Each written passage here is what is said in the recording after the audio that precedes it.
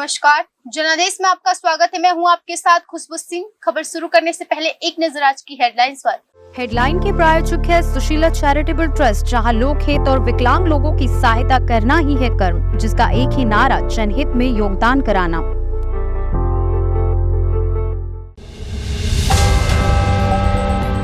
G20 की तैयारियां जोरों पर, दिल्ली ट्रैफिक पुलिस ने जारी की एडवाइजरी। मुंबई में विपक्षी दलों के 63 नेता करेंगे मंथन।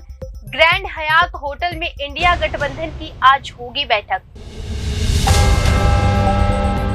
भारत और अमेरिका की नौसेनाओं ने समुद्र में मचाई हलचल, पानी में पैदा हुए जलजले से दहशत हुआ चीन। असुद्दीन ओवैसी की रैली में लगे पाकिस्तान जिंदाबाद के नारे, भड़के AIMIM चीफ ने दिया ऐसा रिएक्शन। क्या रक्षाबंधन आते आते रूठ गया है मौसम? मौसम विभाग ने जारी की बड़ा अपडेट। रेगिस्तान में जंगी अभ्यास, भारतीय फाइटर जेट भर रहे हुंकार। ब्रह्मोस और तेजस खरीदने में मिस्र ने दिखाई दिलचस्पी। पीएम मोदी के 73वें जन्मदिन पर बीजेपी का स्पेशल प्लान, 16 दिन तक पूरे देश में चलाएगी सेवा ही संगठन कार्यक्रम। विपक्षी गठबंधन में इंडिया का एजेंडा सामने आया, कोऑर्डिनेशन कमेटी और लोगों समेत इन अहम मुद्दों पर चर्चा। ये थी अभी तक की बड़ी और अहम खबरें। अब समाचार विस्तार से। G20 की तैयारियां जोरों पर है। दिल्ली ट्रैफिक पुलिस ने जारी की एडवाइजरी। दिल्ली में एक बार फिर फुल ड्रेस रिहर्सल होने वाला है। G20 के मद्देनजर सुरक्षा व्यवस्था को ब्रेक करने के लिए शनिवार और रविवार के दिन यह रिहर्सल किया जाएगा। ऐसे में लोगों को ट्रैफिक का सामना करना पड़ सकता है। G20 शिखर सम्मेलन के मद्देनजर तैयारियां जोरों शोरों से हो रही। सुरक्षा व्यवस्था को चेक करने के लिए शनिवार और रविवार के दिन फुल ड्रेस रिहर्सल किया जाएगा। इस कारण दिल्ली और आसपास के इलाकों में सुबह 8 बजे से दोपहर 1 बजे तक यातायात प्रभावित होने की संभावना है। खबरों के मुताबिक दिल्ली में स्थित अलग अलग होटलों में काफिले को राजघाट, ITOP, राजघाट और ITOP से होटलों तक निकाला जाएगा। इस दौरान उन गाड़ियों के काफिले में शामिल किया जाएगा जिसमें विदेशी मेहमान यात्रा करेंगे। बता दें कि जिस समय मेहमानों की आवाजाही होगी, ठीक उसी समय इन काफिलों को निकाल कर रिहर्सल किया जाएगा। पुलिस सूत्रों के मुताबिक नई दिल्ली, दक्षिण पश्चिमी दिल्ली, दक्षिणी दिल्ली में रहने वाले लोगों को थोड़ी परेशानी का सामना करना पड़ सकता है। बता दें कि G20 में शामिल होने के लिए आने वाले मेहमान जिन होटलों में वो रुकेंगे, वो होटल दक्षिणी दिल्ली, एरो सिटी, दक्षिणी पश्चिम दिल्ली और नई दिल्ली में स्थित है। इन होटलों से गाड़ियों का जब काफिला निकलेगा, इस दौरान रास्ते में आने वाले कुछ वाहन व ट्रैफिक सिग्नलों पर लोगों को रोका जाएगा। बता दें कि सुरक्षा को चेक करने के लिए लिहाज से यह रिहर्सल किया जा रहा। ऐसे में फुल ड्रेस रिहर्सल के दौरान सुरक्षा कर्मियों की तैनाती विभिन्न होटलों से लेकर प्रगति मैदान और राजघाट तक होगी। आयोजन स्थल में भी ऐसी ही व्यवस्था रहेगी। साथ ही सुरक्षा के लिहाज से 5 से 10 सितंबर तक के लिए राजघाट को आम लोगों के लिए बंद रखा जाएगा। हालांकि 11 सितंबर से फिर से आम लोगों की आवाजाही राजघाट में शुरू हो जाएगी। मुंबई में विपक्षी दल के 63 नेता करेंगे मंथन। ग्रैंड हयात होटल में इंडिया गठबंधन की आज बैठक। मुंबई में आज विपक्षी खेमे की अहम बैठक होने वाली है। इस बैठक में विपक्षी गठबंधन का लोगो जारी किया जाएगा। इसके साथ ही कोऑर्डिनेशन कमेटी का भी गठन किया जाएगा। इस कमेटी में टोटल 11 सदस्य होंगे। देश की आर्थिक राजधानी मुंबई अगले दिनों तक राजनीतिक हलचल का केंद्र बनी रहेगी। दरअसल आगामी चुनाव में केंद्र में सत्तारूढ़ NDA को मात देने के लिए विपक्षी Khem Indian national development inclusive allowance यानी इंडिया की बैठक मुंबई में होने वाली है। यह बैठक आज और कल होगी। 2 दिनों की इस बैठक में कई अहम मुद्दों पर चर्चा होने के आसार हैं। मुंबई के ग्रैंड हयात होटल में विपक्षी दलों के 63 नेता आज मंथन करेंगे। जानकारी के अनुसार इस 2 दिन की बैठक के दौरान 11 सदस्यों की कोऑर्डिनेशन कमेटी की घोषणा होगी। इसके साथ ही गठबंधन का एक लोगो भी जारी किया जाएगा। वहीं पहले संयोजक के नाम की चर्चा हो रही थी। लेकिन सूत्रों से मिली जानकारी के मुताबिक संयोजकों की जगह कोऑर्डिनेशन कमेटी के गठन का फैसला लिया गया है। विपक्षी नेता 2024 के लोकसभा चुनाव में राष्ट्रीय जनतांत्रिक गठन का मुकाबला करने के लिए संयुक्त प्रचार रणनीति तथा उनके सदस्यों के बीच मतभेदों को हल करने पर चर्चा करेंगे। उनके गठबंधन के साझा न्यूनतम कार्यक्रम का मसौदा तैयार करने, देश भर में आंदोलन करने के लिए संयुक्त योजनाएं बनाने और सीटों के बंटवारे के लिए कुछ समितियों की घोषणा करने की भी संभावना है। ऐसी अटकलें भी है कि मुंबई की बैठक में 26 दल वालों इस विपक्षीय गठबंधन में कुछ और क्षेत्रीय दल भी शामिल हो सकते हैं। यह पटना और बेंगलुरु के बाद इस गठबंधन की तीसरी बैठक है। गठबंधन की पहली बैठक जून में पटना में, दूसरी बैठक जुलाई में बेंगलुरु में हुई थी, जहां इसे Indian national development inclusive allowance यानी इंडिया नाम दिया गया था। मुंबई में बैठक से पहले बिहार के मुख्यमंत्री नीतीश कुमार ने इंडिया का संयोजक बनाए जाने संबंधित अटकलों को खारिज करते हुए कहा कि उनकी कोई व्यक्तिगत महत्वाकांक्षा नहीं है और वह सबको एकजुट करना चाहते हैं। उन्होंने रविवार को कहा था कि इंडिया गठबंधन की मुंबई बैठक में कुछ और राजनीतिक दल शामिल हो सकते हैं। उन्होंने हालांकि किसी दल का नाम नहीं लिया था। भारत और अमेरिका की नौसेनाओं ने समुद्र में मचाई हलचल, पानी में पैदा हुए जलजले से दहशत हुआ चीन। भारत और अमेरिका की नौसेनाओं ने करीब एक हफ्ते तक हिंद महासागर में अपनी ताकत का प्रदर्शन किया। दोनों देशों ने परमाणु पनडुब्बियों और युद्धपोतों से समुद्र में जबरदस्त खलबली पैदा की है। इससे भारत के पड़ोसी चीन को चिंता होने लगी है। भारत और अमेरिका की दोस्ती अब नए सिरे से परवान बढ़ रही है। भारत और अमेरिका की दोस्ती अब चीन की आंखों में खटकने लगी है। पीएम मोदी की जून में अमेरिका यात्रा के बाद से ही व्हाइट हाउस और नई दिल्ली के रिश्ते में लगातार मजबूती आ रही। हिंद महासागर में भारत और अमेरिका की नौसेनाएं इस वक्त संयुक्त सैन्य अभ्यास कर रही हैं। दोनों देशों की सेनाओं एक साथ समुद्र में उतरकर भारी हलचल पैदा कर दी है। समुद्र के सीने को चीरती पनडुब्बी और प्रलयकारी युद्धपोत के जलजले से चीन में चिता छा गई है। भारत और अमेरिका के इस संयुक्त मिलिट्री ऑपरेशन से चीन परेशान हो उठा है। अभी भी एक दिन पहले ही चीन द्वारा अरुणाचल प्रदेश और अक्साई चीन को अपना बताने वाला नक्शा जारी करना भी इसी बौखलाहट का कदम हो सकता है। हालांकि चीन ने अब तक इस पूरे मामले पर सफाई दे दी है और ड्रैगन बैकफुट आ चुका है। भारत और अमेरिका की नौसेनाओं ने समुद्री गश्त और पनडुब्बी रोंधी युद्ध को लेकर समन्वय में सुधार पर ध्यान केंद्रित करते हुए सप्ताह भर तक चलते संयुक्त अभ्यास को पूरा किया। एक और अधिकारी ने बुधवार को यह जानकारी दी। अमेरिका की गश्ती स्क्वाड्रन BP-26 के हाइड्रट्स के 9 भारतीय नौसेना के एयर स्क्वाड्रन 312 के अल्बाट्रॉस के साथ संयुक्त पनडुब्बी रोंधी युद्धाभ्यास में भाग लिया। यह एक आधिकारिक विज्ञप्ति में कहा गया था। विषय विशेषज्ञ आदान प्रदान दोनों नौसेनाओं के समुद्री गश्त और दोहली बलों के बीच समन्वय में सुधार पर केंद्रित था। भारत और अमेरिका की नौसेनाओं ने परमाणु पनडुब्बी और युद्धपोतों को गर्जना से समुद्र की लहरों को बवंडर बना डाला। इस अभ्यास में पनडुब्बी रोंधी युद्ध पर प्रशिक्षण और हिंद महासागर में विशिष्ट समुद्री चुनौतियों पर जानकारी साझी करना था। दोनों स्क्वाड्रन ने उड़ान और गैर उड़ान गतिविधियों में भाग लिया, जिसमें परिचालन योजना, रखरखाव, प्रशिक्षण और साजो सम्मान समर्थन पर चर्चा शामिल थी।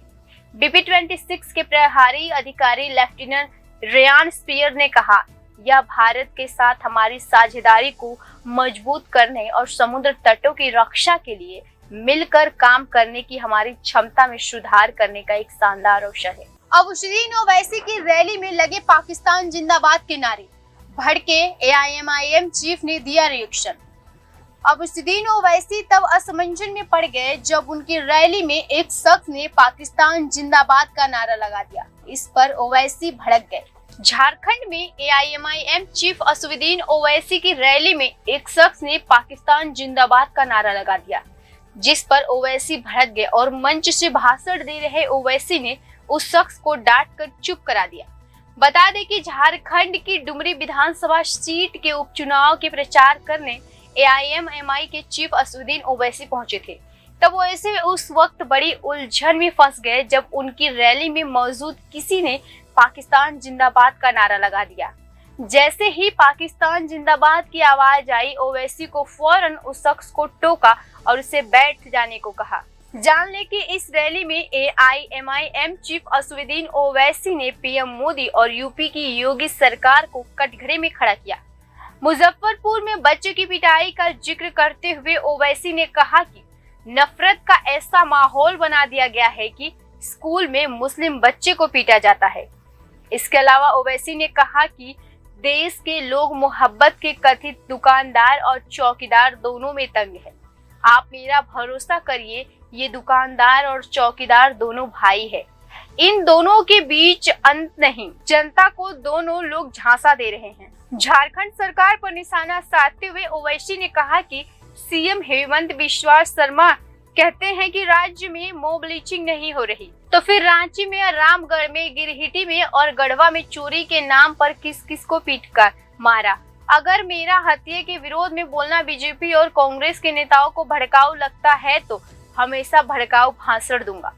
असदुद्दीन ओवैसी ने LPG के दाम में 200 रुपए की कटौती को नाकाबी बताया। ओवैसी ने कहा कि आज भी कीमत ज्यादा है तो मुझे नहीं लगता इससे गरीबियों को फायदा होगा। उन्होंने कहा कि G20 के लिए करीब 3,500 करोड़ रुपए खर्च किए जा रहे हैं। अगर वही पैसा गैस सिलेंडर को सस्ता करने के लिए दिया जाए तो गैस सिलेंडर 300 रुपए मिलता। क्या रक्षाबंधन आते आते रूठ गया है मौसम विभाग ने जारी किया अपडेट। क्या जुलाई में देश भर में झमाझम बारिश करने वाला मानसून अगस्त महीने में खत्म होते होते रूठ कर चला गया। मौसम विभाग ने बारिश को लेकर एक अपडेट जारी किया है। मानसून की सुस्ती की वजह से पंजाब और हरियाणा शुष्क मौसम की चपेट में है। हाल फिलहाल आसमान को पश्चिम विपक्ष नजर आ रहा, जिससे बारिश की उम्मीद की जा सके। मानसूनी हवाओं का क्षेत्र फिलहाल उत्तर की ओर बना हुआ है। अगस्त में इन दोनों राज्यों में मानसून का प्रदर्शन बहुत खराब रहा। अगस्त महीने की शुरुआत 34% से ज्यादा बारिश में हुई तो महीना खत्म होते होते 1% हो गई। इस तरह हरियाणा में अगस्त की शुरुआत 52%, अधिशेष 42 से हुई, वहीं अंत उसका घटकर 9% हो गया। जानकारी के मुताबिक अब निकट भविष्य में मानसून के तुरंत लौटने की उम्मीद बहुत कम है। कम से कम अगले एक सप्ताह तक ऐसा ही सूखा मौसम बने रहने के आसार है। पश्चिम विपक्ष की अनुपस्थिति के मौसम ट्रफ के उत्तर की ओर दूर होने के कारण दोनों राज्य जरूरी बारिश के लिए तरस रहे हैं। मानसून ट्रफ अभी हिमालय की तलहटी के बीच करीब चल रहा। यह अगले 3 से 4 दिन तक तलहटी में जारी रहेगा। इसके बाद इसका पूर्वी शोर दक्षिण की ओर बढ़ेगा। पिछले 24 घंटे के दौरान गंगेय पश्चिम बंगाल और केरल में हल्की से मध्यम बारिश के साथ कुछ स्थानों पर भारी बारिश हुई। उड़ीसा, तेलंगाना, आंध्र प्रदेश, छत्तीसगढ़, पूर्वी मध्य प्रदेश के कुछ हिस्सों और पश्चिम हिमालय में बारिश के छींटे पड़े। लक्षद्वीप, पूर्वोत्तर भारत और सिक्किम में हल्की से मध्यम स्तर पे बारिश हुई। रिपोर्ट के अनुसार तेलंगाना और पश्चिम हिमालय में हल्की बारिश संभव है। लक्षद्वीप, आंध्र प्रदेश, दक्षिणी छत्तीसगढ़, पूर्वी मध्य प्रदेश के कुछ हिस्सों में, पूर्वोत्तर भारत और सिक्किम में भी मध्य बारिश की संभावना है। केरल और अंडमान निकोबार द्वीप समूह में हल्की से मध्य बारिश के साथ साथ कुछ स्थानों पर और कर्नाटक, तमिलनाडु में 1 या 2 स्थानों पर बारिश की संभावना हो सकती है। रेगिस्तान में जंगी अभ्यास, भारतीय फाइटर जेट भर रहे हुंकार। ब्रह्मोस और तेजस खरीदने में मिस्र ने दिखाई दिलचस्पी। मिस्र ने संयुक्त अभ्यास के दौरान वायुसेना के 5 MiG-29 लड़ाकू विमान उड़ान भर रहे हैं। इस बीच ब्रह्मोस और तेजस खरीदने में मिस्र ने दिलचस्पी दिखाई है। 20 तेजस विमानों को लेकर बातचीत भी चल रही है। भारत की हर एक क्षेत्र में दुनिया धाक बढ़ा रही है। सबसे ज्यादा हथियार खरीदने वाला भारत अब हथियार बेचने वाला देश रूप में भी अपना आगे बढ़ा रहा। फिलीपींस जैसे दक्षिण चीन सागर के आसपास के देश पहले ही भारत को ब्रह्मोस मिसाइल के दीवाने हैं। अब उत्तरी अफ्रीका देश मिस्र भी भारत के विमान की ओर आकर्षित हो रहा। भारत मिस्र के साथ कम से कम 20 तेजस MKA लड़ाकू विमान बेचने के लिए बातचीत कर रहा। साथ ही मिस्र ने भारत की ब्रह्मोस मिसाइल खरीदने में भी इंटरेस्ट दिखाया। इस बीच संयुक्त सैन्य अभ्यास भी चल रहा, जहां भारत और मिस्र के बीच रणनीति साझेदारी साफ नजर आ रही। इस बीच मिस्र में संयुक्त अभ्यास के दौरान भारतीय वायुसेना के 5 MiG-29 लड़ाकू विमान उड़ान भर रहे हैं। इसके साथ ही 2 IL-78 एयरलिफ्ट रिफ्यूअलर, 2 C-130, 2 C-17 विमान के साथ करीब 150 थल सैनिकों का दल भी मिस्र पहुंचा हुआ है। यह लड़ाकू विमान और वायु सैनिक मिस्र में आयोजित ऑपरेशन ब्राइट स्टार में हिस्सा लेने से मिस्र पहुंचे हैं। इन सैन्य अभ्यास में अमेरिका, सऊदी अरब, ग्रीस और कतर की वायुसेना भी शामिल है। इस अभ्यास की शुरुआत 27 अगस्त को हुई थी, जो 16 सितंबर तक जारी रहेगा। ऑपरेशन ब्राइट स्टार को मोहम्मद नागुइब मिलिट्री सेंटर में आयोजित किया गया है। भारतीय लड़ाकू विमान के मिस्र पहुंच के 2 देशों के बीच बढ़ती रणनीति संबंधों से जोड़कर देखा जा रहा। भारत मिस्र के साथ कम से कम 20 तेजस MK1 लड़ाकू विमान बेचने के लिए बातचीत कर रहा। मिस्र ने ब्रह्मोस मिसाइल को खरीदने में रुचि दिखाई। ऐसे में भारत को मिस्र अपना बड़ा खरीदार नजर आ रहा। रक्षा मंत्रालय के अनुसार भारत और मिस्र के बीच असाधारण संबंध और गहरा सहयोग रहा, जिसमें दोनों ने 1960 के दशक में संयुक्त रूप में एरो इंजन और विमान का विकास किया था। मिस्र के पायलटों का प्रशिक्षण भारतीय पायलटों के साथ किया गया था। ऑपरेशन ब्राइट स्टार में 2 साल में एक बार होने वाले तीनों सर्विस यानी जल, थल, वायु का एक संयुक्त सैन्य अभ्यास है, लेकिन यह पहली बार है कि इसमें भारत ने वायुसेना की एक टुकड़ी भेजी है। इसमें 5 MiG-29, 2 IL-78, 2 C-130 और 2 C-17 विमान शामिल है। भारतीय वायुसेना के गरुड़ स्पेशल फोर्सेस के कर्मियों के साथ साथ 28, 78, 77 और 81 स्क्वाड्रन के कर्मी अभ्यास में लगे हैं। भारतीय रक्षा मंत्रालय के अनुसार वायुसेना के ट्रांसपोर्ट विमान भारतीय सेना के लगभग 150 कर्मियों को एयरलिफ्ट भी प्रदान करेंगे। इस युद्धाभ्यास में भारत की सक्रियता को नई दिल्ली और काहिरा के बीच बढ़ती राजनीति निकटता से भी जोड़कर देखा जा रहा। सूत्रों के अनुसार भारत अब अपने बढ़ते रक्षा निर्यात को लिए संभावित बाजार के रूप में मिस्र पर नजर बनाए हुए। वहीं मिस्र चाहता है कि भारत अफ्रीका के साथ साथ अरब दुनिया के साथ अपने संबंधों को संतुलित रखने के लिए एशिया में अपना भागीदार बनाए। पीएम मोदी के 73वें जन्मदिन पर बीजेपी स्पेशल प्लान कर रही है। 16 दिन तक पूरे देश में सेवा ही संगठन कार्यक्रम। पीएम मोदी के 73वें जन्मदिन को यादगार बनाने के लिए बीजेपी तैयारियों में जुड़ी हुई है। पार्टी 17 सितंबर से लेकर 2 अक्टूबर यानी महात्मा गांधी जयंती तक इस पूरे कार्यक्रम 16 दिन तक चलेगा। प्रधानमंत्री नरेंद्र मोदी के जन्मदिन को लेकर बीजेपी खास तैयारियों में जुड़ी हुई है। 17 सितंबर को पीएम का 73वां जन्मदिन पर बीजेपी पूरे देश में सेवा ही संगठन कार्यक्रम का आयोजन कर रही है। 16 दिन तक यह कार्यक्रम यानी 17 सितंबर को शुरू होगा और 2 अक्टूबर यानी महात्मा गांधी जयंती के दिन खत्म होगा। रिपोर्ट के अनुसार बीजेपी पीएम के जन्मदिन को लेकर 2 अक्टूबर गांधी जयंती के दिन तक सेवा पखवाड़ के रूप में यह कार्यक्रम चलाएगी। इस कार्यक्रम की तैयारियों को लेकर बीजेपी के राष्ट्रीय महासचिव तरुण चुघ, विनोद तावड़े, सुनील बंसल, संजय बंदी और कैलाश विजयवर्गीय की मौजूदगी में एक बैठक की गई। बीजेपी की इस बैठक में मेरी माटी मेरा देश और दूसरे होने वाले कार्यक्रमों पर भी चर्चा की गई। इस कार्यक्रम के तहत नेताओं को गांव तक जाकर लोगों के मिलने के लिए कहा गया। पिछले साल भी बीजेपी ने पीएम मोदी के जन्मदिन से लेकर 2 अक्टूबर तक महात्मा गांधी जयंती तक सेवा पखवाड़ का आयोजन किया था।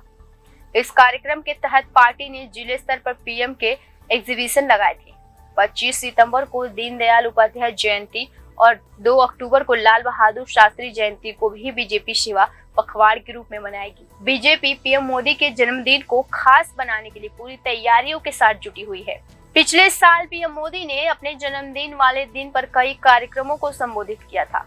अपने 72वें जन्मदिन के अवसर पर पीएम मोदी ने नामीबिया से लाए गए चीतों को कुनो नेशनल पार्क में छोड़ा था। इसके साथ ही पीएम मोदी ने वन्य जीव और पर्यावरण, महिला सशक्तिकरण, कौशल युवा विकास कार्यक्रम को भी संबोधित किया था। विपक्षी गठबंधन इंडिया का एजेंडा सामने आया। कोऑर्डिनेशन कमेटी का लोगो समेत इन अहम मुद्दे पर चर्चा।